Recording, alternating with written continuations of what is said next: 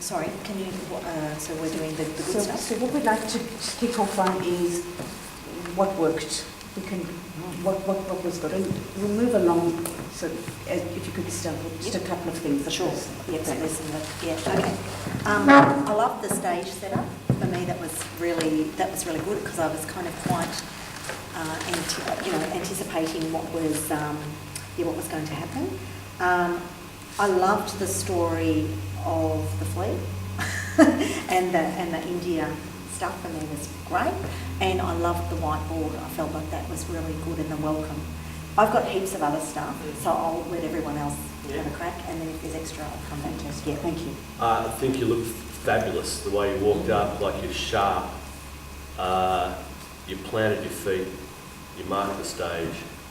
I thought all of your gestures were clearly well practiced. Like that was obviously part of your preparation. And I want to say thank you. I learned a lot. I learned a lot from the level that, like, I just think it was an excellent presentation in terms of the way you did all of that stuff. And clearly well selected words as well. Thank you. Yeah. Great opening. I love the way you moved forward. I like the way you engaged all parts of the audience. And I loved the modulation in your voice.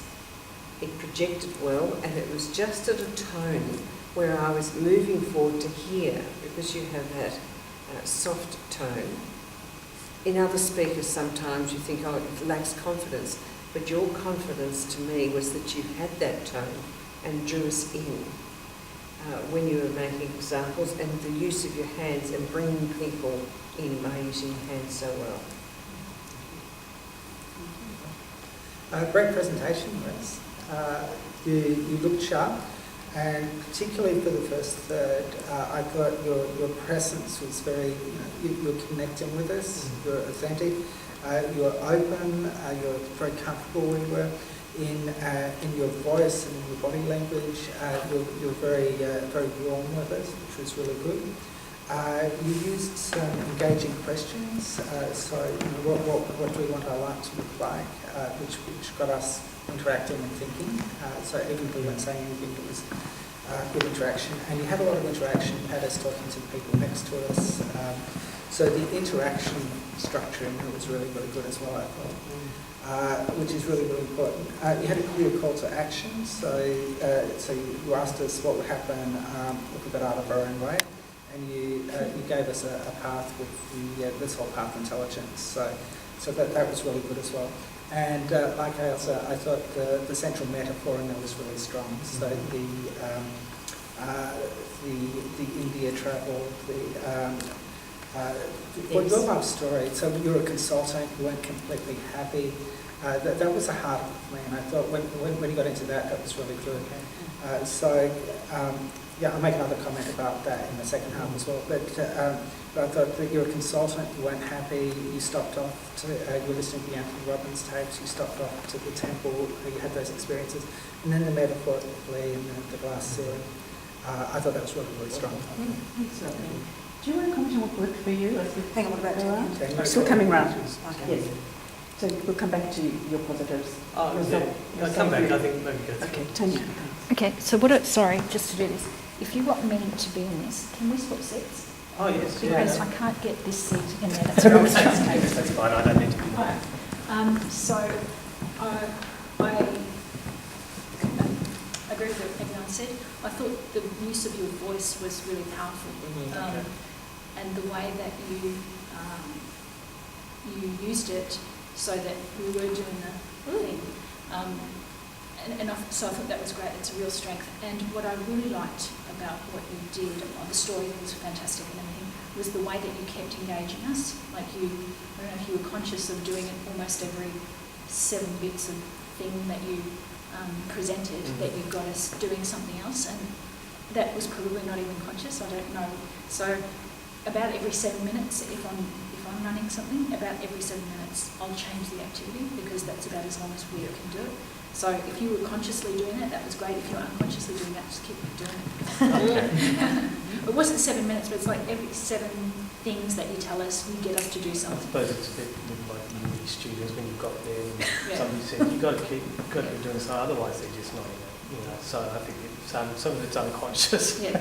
and others just tuning in when. And I just reminded myself, you did this a couple of times, which was great, because it was like, oh, not that we were drifting off, but it was something else again to get our attention. Yeah. So that was really good. Can I just add a couple of extra ones? Can I come back to you? Yeah, sure. I've mentioned a couple of things. Aside from what's been mentioned here, I was very aware of your eye contact, and it was very warm. And so the authenticity was good there, and your facial expression as well. Your soft smiles was also very engaging. Thank you. I loved the gag after the introduction. After that introduction, Oh, I loved that too. Yeah. I'm really excited to hear what I'm going to say. I thought that was absolute comedy gold. I love it. I know. Case, copy and steal everything. Yeah. It's great. That was really good. And I felt the Marianne Williamson quote, it is in the light or whatever, not the darkness, that brightens us. I thought that was an extremely powerful quote. Yeah. So I thought that was, anyway, so that was just the extra two. And I just wanted to reinforce, the clicking for me was really, the timing of it was spot on. And it actually, it was a really focusing moment. So, and particularly in a space like this with the really interesting acoustics, that was the power of that. It was excellent. The other thing that I thought was very good, when you said, when I'm giving this to individuals or management, you mentioned about the MBA students, which I thought was good as well. And there was one other point. And you said, and when I'm talking about it in my programs and workshops, so they knew that who you were presenting to and what else you offered. I thought that was great. That was excellent. Might I say, although we're going to move into looking at how we could make suggestions for improvement, which might be a little bit tough, we may even come up with some more praises. Yeah. And I'd like us to not be, it's got to be this or that. Sure.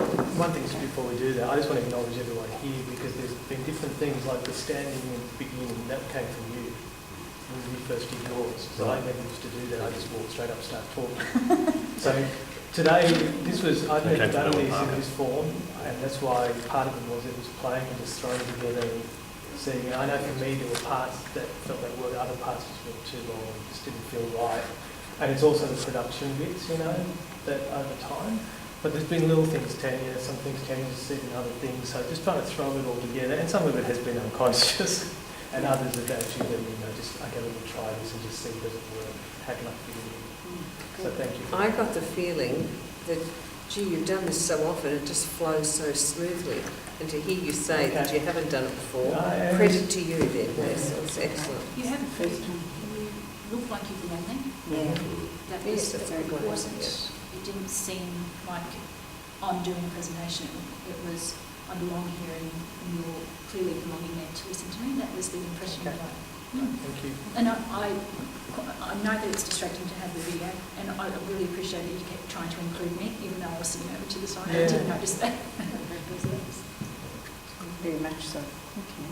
So let's move on to any tips we have for... And Can I improve frame it in the same way as Bill's thing Yeah. too, about improvement? with I a think that's good. suggestion. With a suggestion. for How it could be even Okay. better, Yeah. and if you offer that, then there needs to be a tangible Yep. solution. That's Okay. the deal. All right. Yeah. Here we go. Okay, so what I think would make it even better, I actually felt that your register got too high for me, and I felt that it lost some power. Mhm. And I actually felt that also seemed a bit strained. So part of me was thinking maybe it's just a bit of tension. So I would actually, so my suggestion is actually to breathe and actually ground a little bit more with the voice, because I started feeling tense when you got up there. So that was my reaction to it. And so my suggestion was just to breathe through a bit. The modulation's great, but I just felt at times that it was just a bit, and it just lost some of its power. So you want me to stick with my Luther Well, Van just- Dostels? Not really, but just I really I know felt what that you it mean. actually got into a register that Yes. that lost some power. Yeah. So Okay. my feel would be just I'll to have a listen through, because I think that's Yeah. the important thing is to see where That's true, because I could feel that from the grounding side. Yeah, so that would be my suggestion with that. What else was I gonna say? Look, that'll probably do for now, and I'm not coming out yet. This might help in a sense, and it might not, because the way I want to frame this is to say, you are you, and you're really clear about presenting the journey that you've made in life. And I think what I would say is, I think you established, like you communicated that and sold that to me in the midst of that presentation. I'm wondering about your audience. So who is your audience? Who are you imagining? Was it small business people, or what was it? What was your audience? I think the audience for this, and again, this changed during the week, because initially it was going to be just purely like business people. Okay. Into that. Because I tend to speak in the two different audiences. But one would probably be those with personal development, personal growth, that want to improve their lives first, and then maybe secondly their business. Yes. However, it's how do I also take that same message, whatever, and weave it in a way that if I was just purely the business people, and I'm talking not corporate, because that's not really my audience at the moment, but people who are running businesses, wanting to grow and be more successful in themselves and their teams, how do I take that same message and maybe treat it differently? So I'm going to work on that audience, because I think the former one you mentioned would be right into the way you did that. Okay. So my wondering is there a way to, with the confidence and the belief that you have in the things that you've learned and what you have to offer, I just reckon there might have been a couple of moments where, like, I always kind of react when I'm early in a presentation and I'm asked to tell the person next to me that they're beautiful and those sorts of things. Like, teenagers call it, like, when I run icebreakers in my sessions, like, you get the feedback and the kids write down orcs. It's a bit awkward. Okay, so that was a bit orcs. Now the thing is, it's part of it. So all I'm raising as a question is, a possibility might be, is there a way with those pieces that that in a sense there could be I found myself just bringing a bit of orcs to that in that moment early in the presentation. So is there a way you could gradiate or just bring people on a journey to the point that I felt myself trusting you and wanting to go with it, but I'm into kind of personal development stuff. What about the audience member where, whoa, what is this? Okay. Totally understand. So I think there is. And those interactions, when you have to say things to other people in the audience, is there a way, one of the possibilities I'd offer, it just might work, it might not, but my suggestion would be, could you create a topic of discussion, a very quick buzz thing that you could share with people so that they're doing some live interaction as distinct from repeating after you. Yeah, that's what I'm offering. Thank you, it's good. The voice, my suggestion was Barbara Johns, a member of NSAA, and she's been a voice coach, and she travels to Singapore each year for the public speaking competition. Very good, and you'll understand when I put you two together, her way of bringing your voice out, exactly what Asa said, just to get the right register and breathing. So I'll give you the details later. The other was this little story of the dog, the VA and the dog.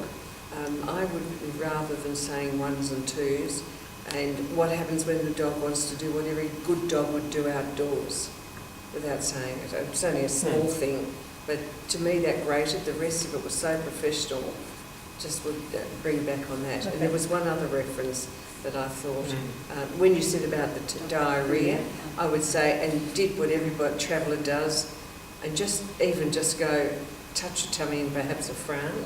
Someone else could suggest another way of doing it. You could call that sort of Buddhist temple belly or something. Buddhist temple. I was thinking Bali belly is wrong. Buddhist temple. And you didn't need to go. Not Buddha belly, because that's we were there. Yes.